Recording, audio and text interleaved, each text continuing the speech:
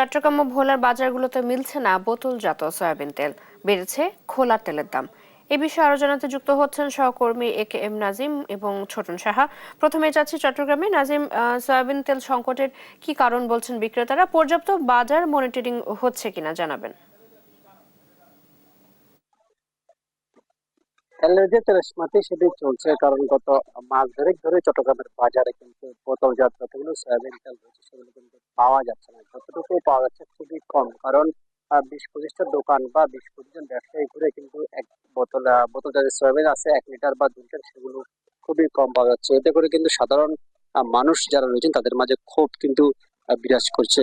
গত কয়েকদিন ধরে চট্টগ্রামের বাজারগুলোতে জেলা প্রশাসন, আইন শৃঙ্খলা বাহিনী, ভোক্তা অধিকার সংরক্ষণ অধিদপ্তর কিন্তু টানা অভিযান পরিচালনা করছে। অভিযান পরিচালনা করা হলে কিন্তু বোতলজাত যে সয়াবিন সেটির এখনো কোনো দেখা যাচ্ছে না। মাঝে মধ্যে হয়তো একটি দুটি খুচরা দোকানে বোতলজাত সয়াবিন তেল পাওয়া যাচ্ছে বলে ব্যবসায়ীরা বলছেন। কারণ ব্যবসায়ীরা বলছেন তারা যেসব কোম্পানিগুলো সয়াবিন তেল আমদানি করে থাকেন, যারা বোতলজাত সয়াবিন তেল কিন্তু সরবরাহ করেন, সেই কোম্পানিদের কাছে কিন্তু যদি চাওয়া হয় বিভিন্ন ভাবে 1 কার্টন, 2 কার্টন বা 10 কার্টন বা 100 লিটার চাওয়া হয়, তাহলে অন্যান্য মালামালের সঙ্গে শর্ত জুড়ে দিয়ে 1 বোতল বা 2 বোতল বা 1 লিটার বা 5 লিটার এইভাবে দেওয়া হচ্ছে। কিন্তু নগরের বাজারগুলো থেকে কোনোভাবে কিন্তু বোতলজাত সয়াবিন তেল পাওয়া যাচ্ছে না। এরই ফাঁকে কিন্তু দেখা যাচ্ছে চট্টগ্রাম নগরী এবং আশপাশের উপজেলাগুলোতে বোতলজাত সয়াবিন তেল পাওয়া না পাওয়ার কারণে কিন্তু খোলা যে সয়াবিন তেল পাম অয়েল রয়েছে, যেটা পাম অয়েল বলা হয়, সেগুলো কিন্তু খুব বেশি দামে বিক্রি করা হচ্ছে। কারণ প্রতি কেজি পাম অয়েল খোলা সয়াবিন কিন্তু বিক্রি হচ্ছে মানভেদে 195 থেকে 200 টাকা পর্যন্ত।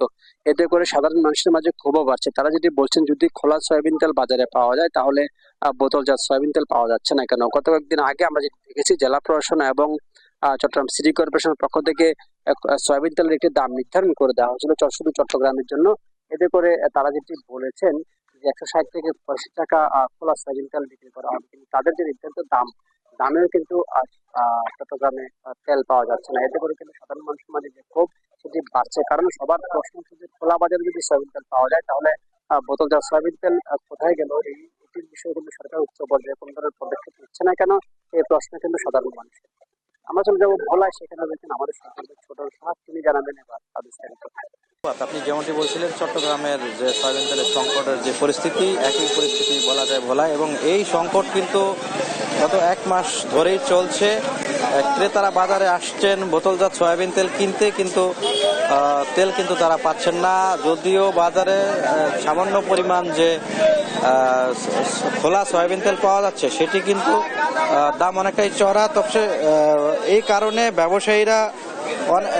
ব্যবসায়ীরা যেমনইভাবে ক্ষোভ প্রকাশ করছেন, ঠিক তেমনইভাবে কিন্তু যারা সাধারণ ক্রেতা আছেন তারা কিন্তু তেল কিনতে এসে তারা কিন্তু অনেকটা বিভ্রান্ত হচ্ছেন। তারা অনেকেই কিন্তু ফিরে যেতে বাধ্য হচ্ছেন। তবে গ্রামগঞ্জের বাজারগুলোতে যতটুকু তেল পাওয়া যাচ্ছে সেগুলোর দাম কিন্তু অনেকটাই আকাশ ছোঁয়া, এবং এই আকাশ ছোঁয়া দাম থাকার কারণে মানুষজনকে কিন্তু 220 টাকা পর্যন্ত দামে কিনতে হয়। আমরা আসলে ব্যবসায়ীদের সাথে কথা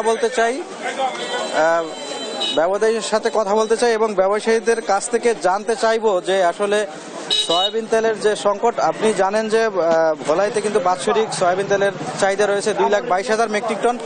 একটু ব্যবসায়ীদের কাছ থেকে জানতে চাই কেন সয়াবিন তেলের সংকট, আপনাদের কাছে কেন সয়াবিন তেল পাওয়া যাচ্ছে না? আসসালামু আলাইকুম, দেশ টিভিকে ধন্যবাদ। আমরা যে ব্যবসায়ী, যে আগেও বলছি এখনো বলছি, সংকট খুবই সংকট। এই সয়াবিন তেল আগেও পাচ্ছি না, এখনো পাচ্ছি না। কেন এটা সয়াবিন তেল কেন পাচ্ছেন না? সংক্ষেপে পাচ্ছি না। এখন ডিস্ট্রিবিউটার কাছে গেলে সে বলতেছে যে আমাদের মাল খুব কম আসে, 10 কার্টুন আসলে 10 দোকানে ভাগ করে দেওয়া হয়। তাই আমরা 10 কার্টুন আনতে গেলে 10 কার্টুনের সাথে আমাদের বিভিন্ন অজুহাত আমাদেরকে দেওয়া হয়। ধন্যবাদ। আসলে ব্যবসায়ীরা বলছিলেন যে আসলে যে কোম্পানিগুলো রয়েছে সেই কোম্পানিগুলোর ভোলাতে সরবরাহ করে এই সমস্ত বিভিন্ন কোম্পানির সয়াবিন তেল বোতলজাত, বিশেষ করে সেগুলো আসলে এই সরবরাহ না করার কারণে বা যে প্রয়োজনীয় যে চাহিদা, সেই চাহিদা তুলনায় কিন্তু তারা সেটি সরবরাহ না করার কারণে এই সংকট আরো তীব্র আকার ধারণ করেছে। আমি জেলা প্রশাসকের সাথে কথা বলেছি, জেলা প্রশাসক বলছিলেন যে কোনো ব্যবসায়ী যদি সিন্ডিকেট তৈরি করে সয়াবিন তেলের কৃত্রিম সংকট দেখানোর চেষ্টা করে, সেক্ষেত্রে তাদের যে বাজার মনিটরিং এবং অভিযান সেগুলো কিন্তু রয়েছে, এমনটি কিন্তু আমাদের জানানো হয়েছে। তো ভোলার তেলের যে সংকট চলছে তা নিয়ে সর্বশেষ তথ্য ফিরে যাচ্ছে স্টুডিওতে চৈতির কাছে। চৈতি। ছোটন, ধন্যবাদ আপনাকে।